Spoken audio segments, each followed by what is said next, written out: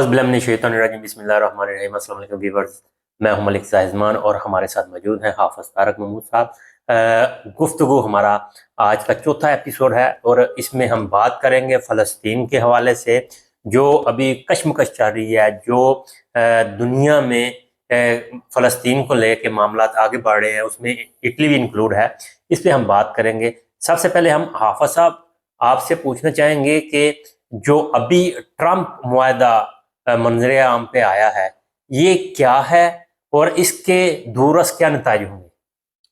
بسم اللہ الرحمن الرحیم۔ سیدنا کریم صلی اللہ علیہ وآلہ وسلم۔ محترم ملک صاحب، اس سے پہلے کہ ہم ٹرمپ نے جو موجودہ ایک 20 نکاتی ایک ایجنڈا جاری کیا ہے، ابھی وہ پراپر کسی معاہدے کی صورت میں تو اس طرح یعنی جب تک کہ اس پہ تمام فریقین کے سگنیچرز نہیں ہوتے اور باقی جو اس پہ ابھی بہت ساری شرائط کا طے ہونا باقی ہے یا اس کو فائنلائز کرنا باقی ہے، تو اس وقت تک تو ہم اس کو اس طرح ایک پراپر معاہدہ نہیں کہہ سکتے۔ اس پہ بھی ہم بات کرتے ہیں۔ میں تھوڑا سا اس کا پس منظر آپ کے گوش گزار کرنا چاہوں کہ فلسطین کا مسئلہ تو بہت پرانا ہے۔ اگر ہم بہت پیچھے اگر چلے جائیں تو یہ جو ورلڈ وار 1 ہوئی تھی، پہلی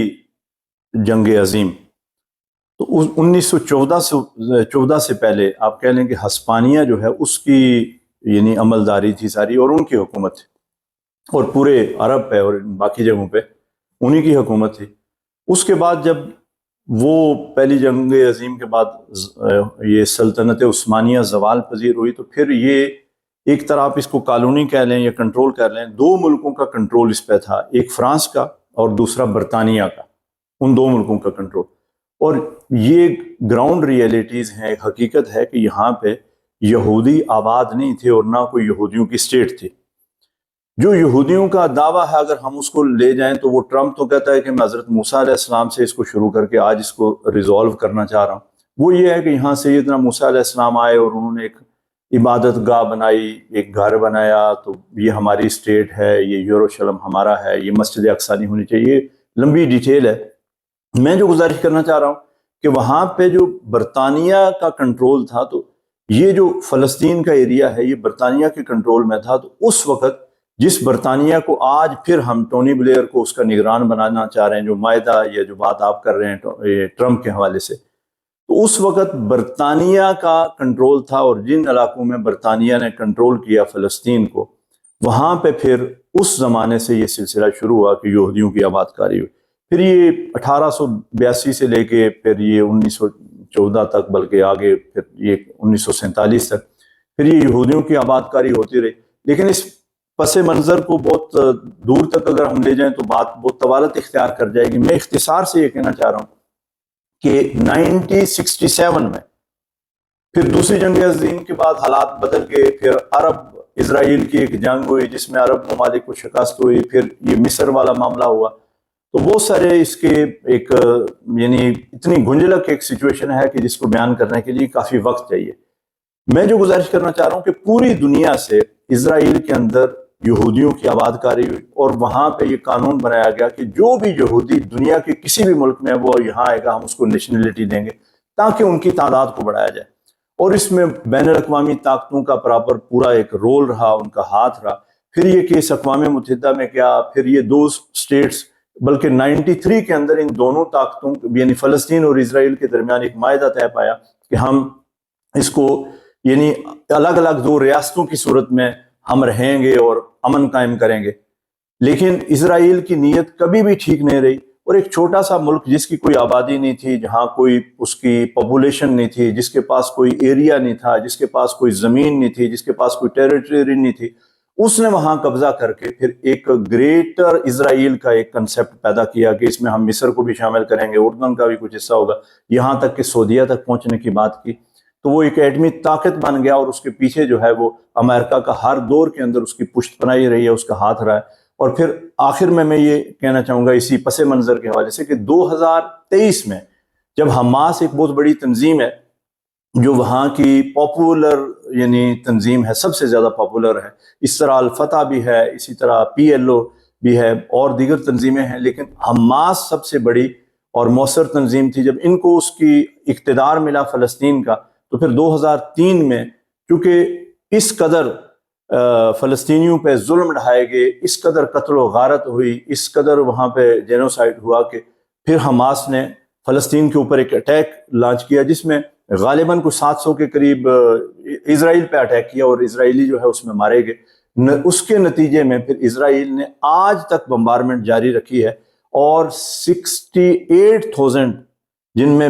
بڑی تعداد میں 20,000 سے اوپر بچے ہیں، عورتیں ہیں اور نوجوان ہیں جن کو اسرائیل نے شہید کیا۔ تو یہ ایک اس کا پس منظر ہے۔ اب یہ پس منظر بیان کرنے کا مقصد یہ ہے کہ اب جو اسرائیل ہے اس کا یہ کہنا ہے کہ یہ چونکہ حضرت موسیٰ علیہ السلام کے دور میں ہمارے، یعنی چونکہ وہ یہودی ہیں، موسیٰ علیہ السلام کے ماننے والے ہیں، تو موسیٰ علیہ السلام یہاں آئے تھے، اس لیے یہ اسٹیٹ ہماری ہے، یہ زمین ہماری ہے۔ تو مجھے علامہ اقبال کی وہ بات یاد آ رہی ہے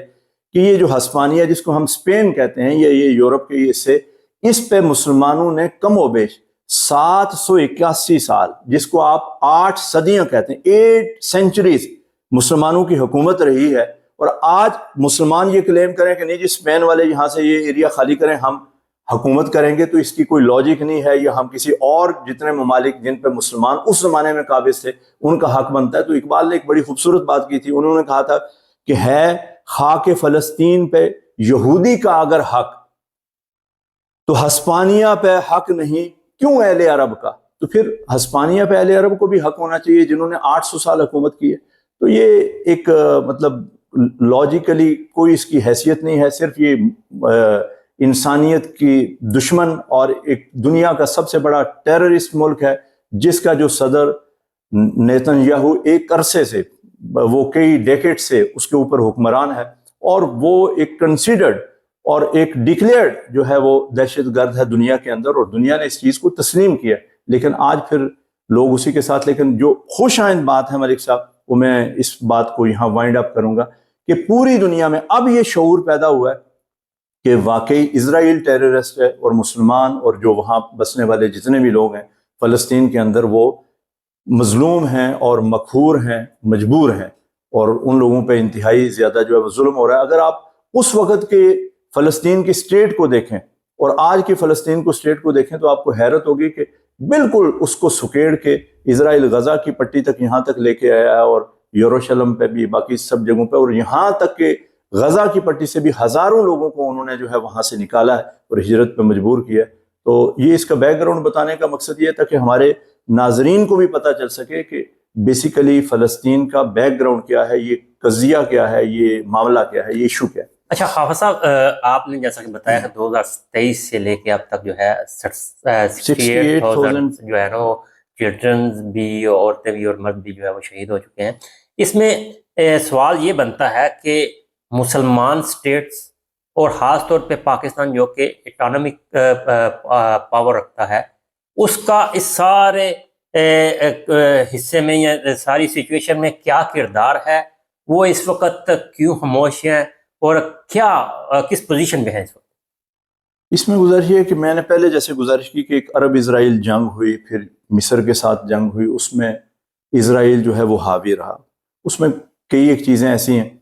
اور مسلمانوں کے جہاں تک آپ کردار کی بات کرتے ہیں تو بنیادی طور پہ مسلمانوں کے پاس قوت بھی ہے، مسلمانوں معاشی طور پہ بھی، جیسے سعودی عرب ہمارا ایک اسلامی برادر اسلامی ملک ہے، اس کے پاس تیل کی قوت ہے، وسائل موجود ہیں، قطر کے پاس ہیں، یو اے ای کے پاس ہیں، دیگر ایسے ممالک ہیں جو آج بھی جن کی اکانومی بہت اچھی ہے اور کروڑوں اربوں ڈالرز کی ان کی دوسرے ملکوں کے اندر اور بالخصوص امریکہ کے اندر انویسٹمنٹس ہیں۔ مسلمانوں میں جو اصل پرابلم ہے کہ ایک تو یونٹی نہیں ہے، اتحاد نہیں ہے۔ دوسری بات یہ ہے کہ جتنے بھی مسلمان ملکوں کو لوگ چلا رہے ہیں یا حکمران ہے ان کا، یا حکمران طبقہ ہے، وہ ان وہاں کی عوام کو ریپریزنٹ نہیں کر رہا۔ اسی لیے آپ دیکھ رہے ہیں کہ عوام فلسطین کے حوالے سے کچھ اور کہہ رہی ہوتی ہے، اور اوپر جو ہمارے حکمران ہیں وہ کوئی اور بولی بول رہے ہوتے ہیں، کیونکہ وہ ان کے پپٹ ہوتے ہیں یا وہ ان کی کھٹ پتلی کے مترادف آپ کہہ لیں، تو وہ جیسے وہ سب ان کو نچاتے ہیں ویسے وہ ناچتے ہیں، جیسے وہ ان کو کہتے ہیں ویسے وہ بولتے ہیں۔ تو یہ ایک بہت بڑا المیہ ہے پوری امت مسلمہ کا۔ OIC کو دیکھ لیں آپ، عرب لیگ کو دیکھ لیں کہ وہاں بھی اسی طرح کی صورتحال ہے کہ وہاں محض قراردادوں کے علاوہ، اور وہ بھی بالکل یعنی آپ کہہ لیں کہ بوگس قسم کی قراردادیں ہم پاس کرتے ہیں، جس میں ہم بعض اوقات کسی اس ملک کا جو دہشت گردی کر رہا ہے اس کا نام بھی جو ہے ہم بڑا مبہم سا لیتے ہیں، اور ہمیں اتنی وہ اللہ توفیق نہیں دیتا کہ ہم کھل کے بات کر سکیں. تو اس کی وجہ صرف یہی ہے. حافظ صاحب، تیسرا آپ سے سوال ہے بڑا اہم کہ مسلم ممالک اور جتنی بھی عرب کنٹریز ہیں، ان کی ایک خاموشی جو ہے وہ میں نیز ہے. دوسری طرف مغرب میں یعنی کہ یورپ میں اور دیگر ممالک میں عوام جو ہے وہ سڑکوں پہ ہے، احتجاج پہ احتجاج کی جا رہی ہے. کل بھی یہاں پہ اٹلی کے اندر جو ہے وہ ملک گیر ہڑتال ہوئی. اس پہ آپ کیا کہیں؟ اس میں یہ تو بہت خوش آئند بات ہے. میں آپ کو یہ گزارش کروں کہ جو 20 نکاتی فارمولہ یا لائحہ عمل اس کو کہہ لیں جو ٹرمپ نے دیا ہے، میرا ذاتی خیال یہ ہے کہ وہ اسی پریشر کو ریلیز کرنے کے لیے انہوں نے یہ کام کیا کہ جب انہوں نے دیکھا کہ اب آپ اندازہ کریں کہ 80% وہ ممالک جو یو این کے اندر موجود ہیں انہوں نے فلسطین کو اسٹیٹ تسلیم کرنے کے لیے وہ تیار ہو گئے، جبکہ پہلے انگلیوں پہ چند گنے چنے ممالک تھے جو شاید یہ کہہ رہے تھے دبے لفظوں میں کہ ہم فلسطین اگر اسٹیٹ ہو تو ہم اس کو تسلیم کرنے کے لیے تیار ہیں. تو 80% یو این او کا اس کا مطلب ہے کہ واضح اکثریت، 2/3 سے زیادہ اکثریت یو این او کے ممبرز ممالک کی اس بات پہ ولنگ ہے، تیار ہے کہ فلسطین کو ایک الگ اسٹیٹ اور آزاد اسٹیٹ ہونا چاہیے. تو اس سارے دباؤ کو محسوس کرتے ہو اور اسرائیل کو جو ایران کے اندر مار پڑی ہے اور اس کی پٹائی ہوئی ہے اور اس کو سبکی یعنی اٹھانا پڑی ہے، نتیجتاً اس نے یہ ایک ڈپلومیٹک ایک طریقہ کار اختیار کیا اور اس کو ٹرمپ کو آگے کیا، اور یہ ان کی ایک ملی بھگت ہے. اور اس میں بھی وہ جو نکات ہیں اگر آپ ان کو دیکھیں تو اس میں کوئی وہ نکات بالکل مبہم ہیں، ایسی کوئی بات نہیں ہے. اسرائیل اس کے بعد بھی نیتن یاہو یہ کہتا ہے کہ ہم فلسطینی اسٹیٹ کو ماننے کی ہم نے کوئی بات نہیں کی، نہ ہم کوئی بات کرتے ہیں. دوسری طرف ان کی فوجیں کب وہاں سے وڈرا کریں گی اس کی کوئی اس بات کا تعین نہیں ہوا. تیسری بات یہ ہے کہ اس ملک کو ان لوگوں نے تباہ کیا اور عرب کنٹریز کو یا مسلم کنٹریز کو کہا گیا جی آپ یہاں پہ اپنی فوج بھیجیں گے جو وہاں کا کنٹرول سنبھالے گی اور آپ یہاں کے کام کو ڈیولپ آپ کریں گے، اخراجات آپ کے ہوں گے، کمپنیاں ہماری امریکہ کی اور ٹرمپ کی وہاں پہ کام کرے گی کنسٹرکشن کا اور باقی کا، یعنی اس سے جو ارننگ ہوگی پیسہ ہوگا ہم کمائیں گے، اور اس ملک کو یا فلسطین کو نئے سرے سے اس کی ڈیولپمنٹ کا کام یہ آپ کے ذمہ ہوگا. میں یہ سمجھتا ہوں کہ حماس نے اس چیز کو ابھی جو وہ نکات ہیں اس کو کنڈیشنلی مانا ہے اور اس نے کہا. اور پھر آپ اندازہ کر لیں کہ ٹونی بلیئر وہ شخص ہے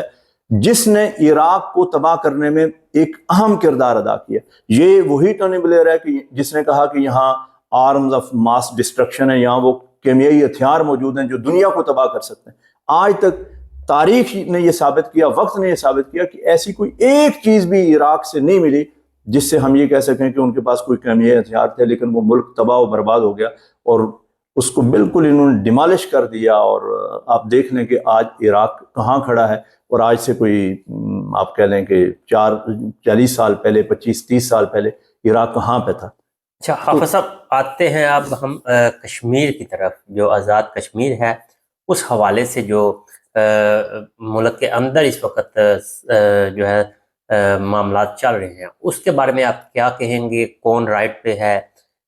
کیسے معاملات ہونے چاہیے؟ کیوں اتنا واویلا، کیوں اتنی جو ہے وہ عوام سڑکوں پہ ہے؟ جی محترم، کشمیر پہ آنے سے پہلے اگر ہم اس کو فلسطین کے معاملے کو وائنڈ اپ کر کے تو ایک دوسرے سیکشن میں پھر کشمیر کی بات کریں تاکہ ہماری یہ بات زیادہ طوالت اختیار نہ کرے. اس میں تو ایک اپریشیٹ کرتا ہوں ان تمام لوگوں کو جو حصہ بنے اس کارواں کا، جو 40 یا اس سے زائد کشتیوں کا ایک کارواں چلا جسے سمودھ فلوٹیلا کا نام دیا گیا، اور اس میں جتنے بھی ورکرز ہیں جو ہیومینٹی کے لیے، انسانیت کے لیے باہر نکلے، ہم ان کو سلیوٹ کرتے ہیں. ہمارے پاس وہ لفظ نہیں ہے کہ ہم ان کو خراج عقیدت پیش کر سکیں. اس میں ایک ہمارے پاکستان کے سینیٹر اور بھی 4-5 لوگ تھے، لیکن خصوصیت کے ساتھ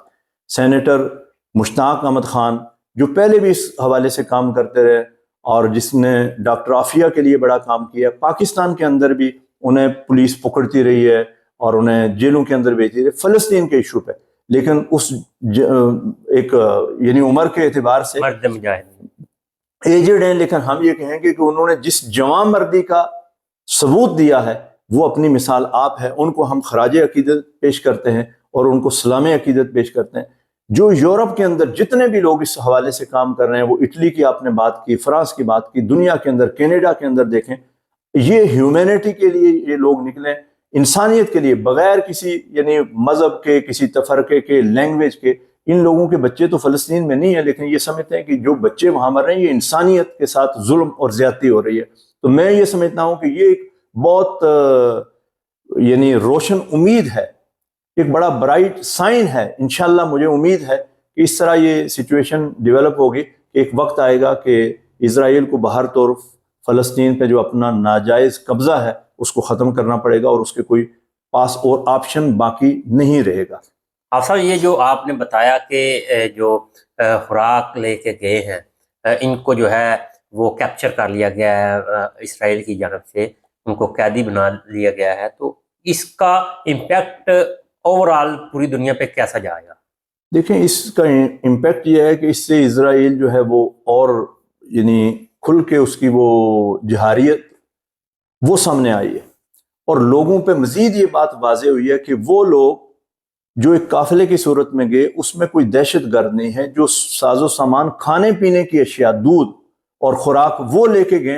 اور دنیا بھر کے کئی دنیا کے ممالک ہیں، ہمارے یورپ سے کتنے لوگ ہیں وہ اس قافلے کے اندر شامل ہیں، دنیا بھر سے وہ لوگ جو ہیومینٹی کے لیے زندہ ہیں، جو دوسروں کے لیے جیتے ہیں اور دوسروں کے لیے جینے کی بات کرتے ہیں، وہ یہاں سے گئے اور انہوں نے پکڑ لیا. لیکن